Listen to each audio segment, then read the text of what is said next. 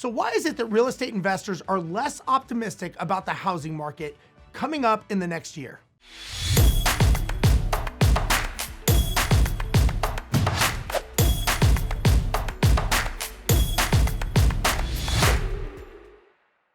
Like typical home buyers, mom and pop real estate investors have concerns about affordability. Real estate investors are now starting to sour on the US housing market during all these rising costs. Small-scale real estate investors are less enthusiastic about the state of the US housing market, for their reasons to worry are largely mirrored by those of the average home buyer today. Look, let me share with you some statistics.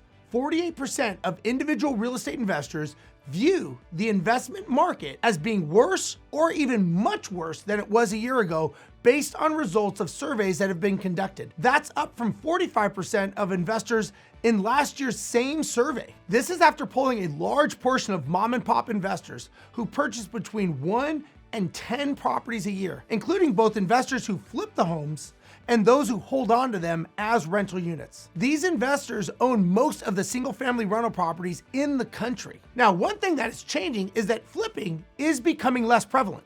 A smaller share of investors are planning to flip homes in the future. It's been found that the frequency of home flipping was down compared to historical levels as profit margins remain at all-time depressed levels. As for the top concerns among real estate investors, the most cited responses were the rising cost of homes, which 63% responded that listed as a major challenge. Next was the lack of available inventory, which was cited by 57% of investors. Nearly 2/3 of real estate investors view the rising cost of homes as a major challenge. One of the major worries included are the cost of materials and labor for home building and improvement projects, as well as competition from traditional home buyers. Let's be realistic. You don't have to be a rocket scientist to see that it's no wonder that individual investors believe that the market is less favorable today than it was a year ago. Also remember the foreclosure factor. Another issue that could be factoring into investors' views on the state of the US housing market is the situation with foreclosures. Real estate investors often scoop up these depressed properties at bargain prices. However, the availability of mortgage forbearance and ongoing moratorium on foreclosures at the federal level has meant that foreclosure activity was down some 70% in August versus the same time period in 2019.